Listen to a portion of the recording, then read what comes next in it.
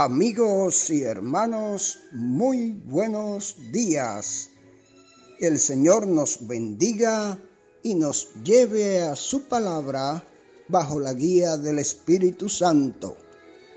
Y ahora, palabras de sabiduría. Leamos Jeremías 44:17. Dejaremos de oír tu voz, y ciertamente pondremos por obra toda palabra que ha salido de nuestra boca para ofrecer incienso a la Reina del cielo, derramándole libaciones como hemos hecho nosotros y nuestros padres, nuestros reyes y nuestros príncipes en las ciudades de Judá y en las plazas de Jerusalén, y tuvimos abundancia de pan, y estuvimos alegres, y no vimos mal alguno. Mis amados amigos y hermanos, reciban nuestro sincero agradecimiento por compartir con nosotros, aunque sea a la distancia, estos breves minutos de sano alimento para el alma, rica nutrición para la mente y fresco refrigerio para el espíritu. Es nuestro profundo deseo que, indagando juntos en las Sagradas Escrituras, lleguemos a conocer cada día más de la incomparable persona de nuestro glorioso Señor y Salvador Jesucristo. Porque toda la Escritura es inspirada por Dios y útil para enseñar, para redarguir, para corregir, para instruir en justicia. Segunda Timoteo 3:16. En el día de ayer citamos el por qué la Iglesia Católica Romana cree y enseña tantos graves errores doctrinales, entre los que tienen que ver con colocar a la bienaventurada Virgen María en una posición que no le corresponde, un lugar que ella rechazaría y que Dios no le ha otorgado. De esta manera llevan a cabo prácticas y creencias totalmente antibíblicas, como por ejemplo creer y enseñar que María siguió siendo virgen después de dar a luz a su Hijo Jesús, considerar a María corredentora o cosalvadora junta con Jesús, adorar a María como si fuera Dios y orar a María considerándola mediadora e intercesora, cuando la palabra dice que hay un solo Dios y un solo mediador entre Dios y los hombres, Jesucristo hombre.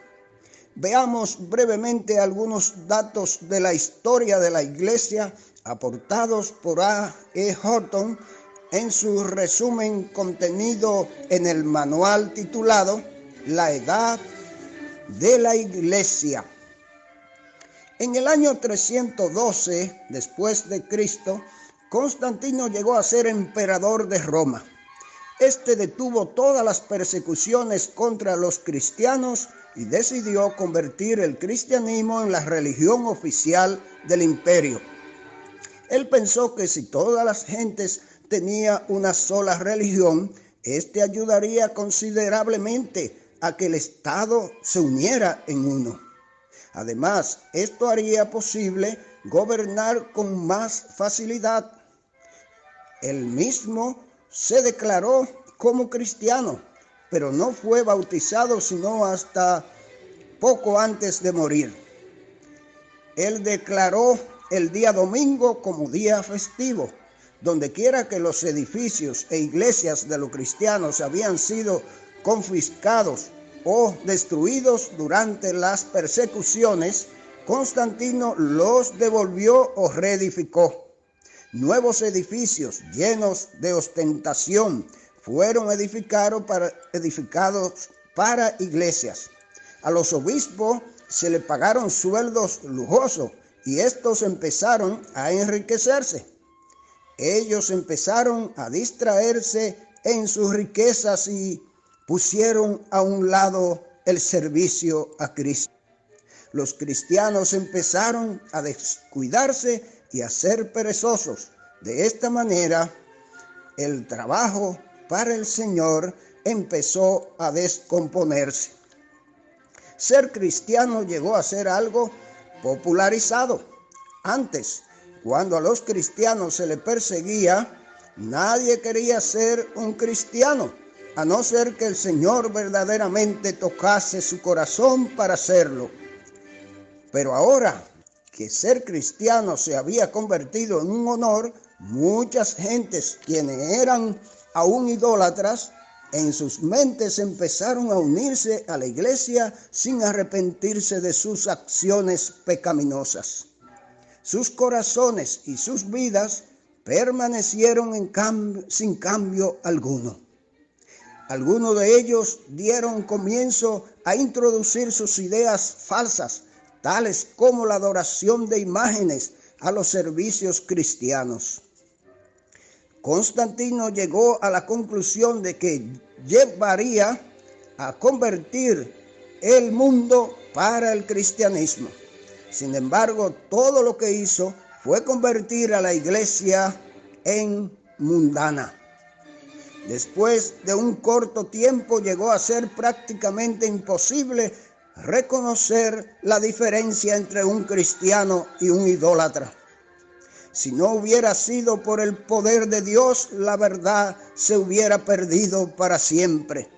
Pero Dios siempre se ha reservado un pequeño grupo de personas en todas las épocas, quienes se han aferrado a su verdad y quienes han rehusado las ideas falsas de hombres inconversos. Recordamos en Primera de Reyes 19:18 lo que ocurrió, algo muy parecido. El título de soberano pontífice que los emperadores de Roma tenían por estar en la cabeza como sacerdotes de los idólatras fue retenido por Constantino y otros emperadores. Pero en el año 366, un emperador cristiano llamado Graciano rehusó el uso de este título. Él dijo que no estaba correcto llamar a un creyente con el nombre de pontífice. Pero en el año 378, el obispo de Roma se apoderó del título para sí mismo y desde entonces el obispo de Roma ha sido llamado pontífice. También empezaron a llamar al obispo romano el Papa, lo cual significa padre, cosa que prohibió el Señor en Mateo 23:9, diciendo que no debíamos llamar a nadie en la tierra padre, porque uno es el Padre y está en el cielo. El Papa León I, quien vivió entre los años 400 y 460, empezó a enseñarle a las gentes que Pedro era la cabeza de los demás apóstoles. Él dijo que el obispo de Roma había heredado la posición de Pedro y que por lo tanto los demás obispos debían someterse y obedecerle al de Roma. El Papa León I aún trató de obligar a que el obispo de Constantinopla le obedeciera, pero aquel rehusó hacerlo. El Papa fue resistido en otros países también. Aquí podemos ver el verdadero principio de lo que hoy día conocemos como la Iglesia Católica Romana. En aquella época las gentes empezaron a apartarse de su adoración al Señor. Desde el principio ellos habían honrado la memoria de los apóstoles y mártires, llamándolos santos como llama la palabra de Dios a todo creyente. Después comenzaron a adorar a los santos. Después de un corto tiempo, empezaron a llamar santos solamente aquellos que habían muerto, honrándoles por medio de oraciones. Ellos empezaron a pensar que los santos podían interceder por ellos ante la presencia de Dios y que éste les aceptaba. Era una idea totalmente idólatra, la cual se aferraba a la creencia de que existían dioses grandes y dioses pequeños y que los dioses pequeños podían traerlos ante la presencia de los dioses grandes. Estas enseñanzas no eran las enseñanzas de los apóstoles, quienes habían enseñado que solamente existía un mediador entre los hombres y Dios, como ya hemos citado. Empezaron entonces a orarle a María también. Ellos empezaron a llamarla la Madre de Dios. Esto lo hicieron al principio como testimonio de que el Señor Jesús era realmente Dios. Sin embargo, después de algún tiempo, empezaron a enseñar que debido a que María era la Madre de Dios, ella tenía que ser adorada también. Los primeros cristianos ni siquiera imaginaron algo semejante. Esto era otra idea más de los idólatras, quienes acostumbraban a adorar a una diosa a quien atribuían ser virgen, puesto que, de acuerdo a sus enseñanzas, los dioses se casaban y tenían hijos. Naturalmente, las esposas se llamaban diosas. Pero esta madre diosa, ellos enseñaban, era una virgen. Cuando los idólatras empezaron a llegar a la iglesia sin ser salvos, empezaron a transferirle esta adoración a María.